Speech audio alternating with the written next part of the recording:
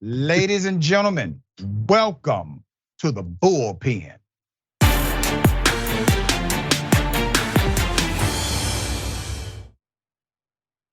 All right, in the Bullpen today, we have another story of someone who was experimented on, used as a guinea pig. We have been covering these stories to provide light, advocacy, and hopefully justice. We have on the show today, Mr. Irvin Moore. Mr. Moore spent 52 years in prison on a life sentence, and he has a significant story about what happened to him. And Advocate Adrianne Jones-Alston, re-entry advocate for those who have experienced this kind of suffering. Her father suffered abuse at the Holmesburg Prison as well. I thank you both for being on the show. I wish it was under better circumstances. How are you?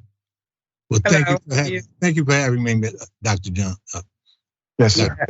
I appreciate it. I appreciate you being here. So let me do this. I want to make sure we update the story so that people will be reminded of what this story is about, and then we're going to get into the interview. Here it is. Unethical human experiments conducted on mostly Black prisoners at Holmesburg Prison. Approximately 300 men were exposed to herpes, skin blistering chemicals. And on that block, the horror of living started for me. It was a radiation study. It put circles on your back, and the radiation would take your skin down to the white meat. And then they would put some kind of salves on it to bring it back. Wow. Put up the picture of the monster who led the experiment. Yeah. We'll get it in post. I'm going to say his name is Dr. Albert M. Kligman. All right, it's very important we keep his picture out there, because this is the man who went facility to facility. He worked at the University of Pennsylvania. University of Pennsylvania provided an apology as to their involvement in this insanity. Let me start with you, Adrianne, and thank you again for your continued advocacy. Provide to us some additional context as to these experiments, and then we're going to talk to Mr. Moore about his personal and direct experience. Yes, and thank you again, Dr. Richey, for providing this platform so that we can get our stories out. I just want to add to the introduction about Holmesburg Prison and exactly, just add a little more to get the audience a better idea of what happened there. Holmesburg Prison is in Philadelphia, and between 1951 and 1974, it was the site of the most heinous and unethical experiments performed on human beings. Dr. Albert Kligman of University of Penn was the engineer of these experiments. In the midst of these experiments, he invented a very popular skincare product called Retin-A. Retin-A is a multi-million-dollar product that is still patented by University of Penn, which they're still profiting from, made off the skin of these men and women's backs. Over 33 pharmaceutical companies invested and profited. The CIA, the US Army, Dow Chemical, DuPont, and others. They got rich off of the skin of these people's back. And it's sad because my father, Leotis Jones, was the whistleblower and of these experiments when he was incarcerated in Holmesburg. And as a result of that, when he was released, he organized the other survivors, and they began to campaign for apologies and reparations and medical care for each of them, to no avail. Although University of Penn did offer medical treatment, they didn't trust the process after what they had already experienced at the hands of Dr. Kligman, who was funded by University of Penn. But my father and another inmate named Alan Lawson. They were invited to Capitol Hill to testify during the Kennedy Senate as to why they thought these experiments were unethical. Well, as a result of that and public outcry and some other pressure that was applied, the experiments were eventually stopped. Yes, go ahead. Go ahead. When my father returned, now my experience with these, how they affected me, when my father returned home from prison from Holmesburg, it didn't take much for him to go from the mild-mannered father that he was to an irate person. I had no understanding as a child what caused this change in my father. But one day I entered the room and he had his shirt off. And I saw the sores on his back. And it was so ugly and hideous. I ran from my father. I was afraid of him. I didn't know what was going on. I was around 5 or 6 years old. I thought he was turning into a monster because that was my animated mind as a child. I was afraid of my father. His irate behavior caused issues in the house, within the family. It destroyed the marriage. My childhood was destroyed. These experiments contributed to a downward spiral in my life, well into my adulthood. Yep. And not far from it. I was diagnosed as being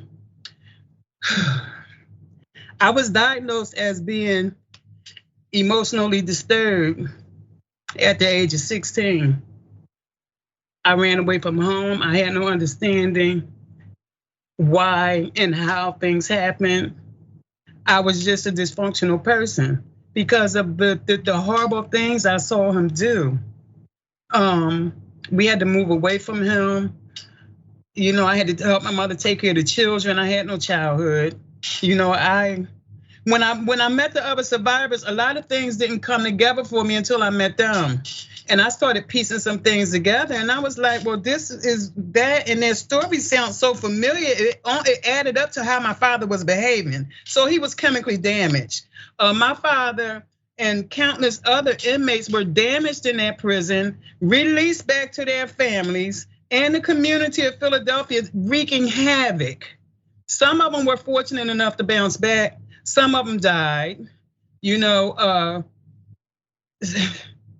Some of them well into their 80s are still suffering. I talk with the survivors. We have close relationships of the ones that I met. And the poor guy who drank the diet shake is still being treated in his 80s for colon issues, the digestive issues. It deteriorated his colon. It's sad. And what I want to add is, it's just alarming to think about these terrible and inhumane experiments and the attention that we gained during this campaign from the city of Philadelphia. They apologized. People apologized. They said they're sorry. But when I approached them during this campaign, no one has any interest in helping us with this healing campaign because we need to heal from this. That's right. The families need to heal from this. The community of Philadelphia need to heal from this. And no one seems to have any interest in helping us. They have an election coming up in Philadelphia, and I listen to the politicians saying what they'll do for the community. How are they gonna do this? How are they gonna do that? But yet this horrible history that's not gonna go away is not going anywhere. My father fought for decades for justice. Now here I am. My children were affected because I was affected. So this is a generational issue. Accountability, we want accountability. We want reparations. We want these very rich people who benefited off of us to come up and say, hey, what can we do to help you guys through this healing process? We shouldn't have to go through having marches and rallies and going here and going there and trying to contact them. These are well-educated individuals who know better. I agree with you wholeheartedly, and I want to remind everyone that the monster, Dr. Kligman, actually said he wanted to do more, that it was a mistake to close down those prison experiments that also included removing the nails from individuals' fingers. It included something like a radiation substance, adverse effects, all happening under the guise of research, people being paid $1 a day, getting money on commissary. It was insane. Now, let me go to Mr. Moore. Mr. Moore, we want you to tell us your story. Yes, sir. Again, as Adrianne said, first I want to thank you for this opportunity, an opportunity that a lot of us feel is long overdue. As you stated in your introduction, I served 52 years in prison. I've only been home 2 years. So what everything that Adrianne is talking about is fresh in my mind. In 1969, I was 22 years old. I went to prison. I went to Holmesburg Prison, which is a dank, dark, dangerous place. And one of the things that made it different from any other prison in Philadelphia was they had experimentations that we didn't know about. Now, we're young, illiterate for the most part, but poor Black and brown men and women that are coming through those institutions. One of the things that we needed desperately was money. Some guys need money for bail. Some guys need money for their lawyers. Some guys needed money just to exist in that environment. Being very young and impressionable, all we knew when we saw the guys in the white coats was that we could get some money from these tests, quote unquote, that they were conducting. Now, one of the first things that we asked was, well, are these dangerous? The answer from them was inexplicable because it was no. No, they're not dangerous. And we did not know, Dr. Richey. So we believed them. These were power figures. These were figures of authority. So we went along with what they said. Now, in terms of the experimentations, I've had some of everything for the most part done to me, with the exception of the radiation. But I've had, you mentioned your nails taken out. I had them cutting on my fingers, taking parts of my nails out, had them putting patches, liquids on my back, caustic substances that ate into my skin. I was on a 6-month, what was called a milkshake test. So we were ingesting substances that we had no idea what this was. This is all we could ingest 3 times a day. So even today, I'm having troubles digestively. Now, whether or not this was caused by the test, I don't know, because I'm not a doctor. But I would dare say that all my life prior to that, I had been a healthy young man. Now, of the 52 years that I was incarcerated, I thank God for this opportunity that He's given me. He's given me a second chance. He's given me a second chance. And paraphrasing something that I read, this second chance is not only for me, but it's for those people in my life. It's for the people that are in my neighborhood. It's for the forgotten men that were lost in Holmesburg Prison that never made it out. Because there were hundreds of us.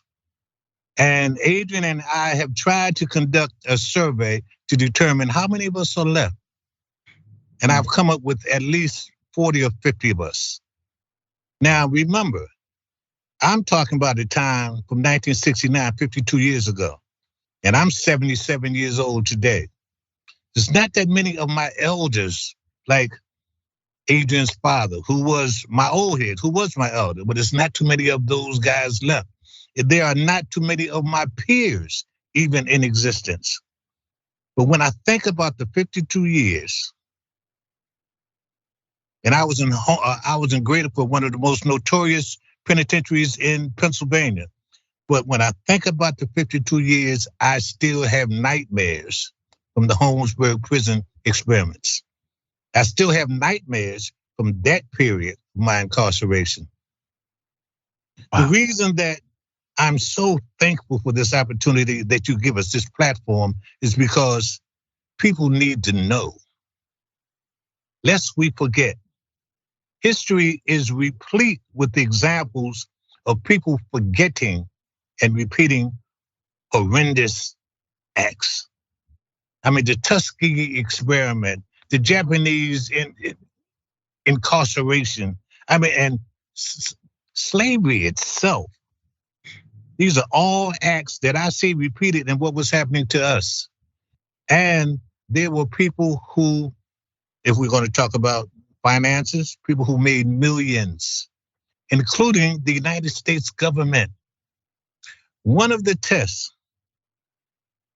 that I tried to get on prior to starting this 52-year sentence, because I had been there before. I was there when I was 17 years old. And I was trying to get on a test that was called the Army study. It was going to pay more than anything else that had ever come in there, because the other tests would pay maybe $5, $7, $10. And at that time, under those conditions, to us, that seemed a lot of money. I look back on it now and I cringe at how gullible and naive we were. But that's one of the things that they used that they had going for them. Can you tell us about the Army test? What was the Army test? I tried to get on that test. I was admitted on the test. It was going to put us in trailers away from the general population for approximately 4 months.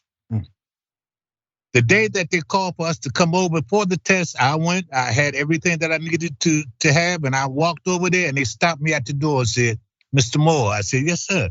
They said, "You're not 21 years old." I said, and I wasn't, of course. So they denied me admission.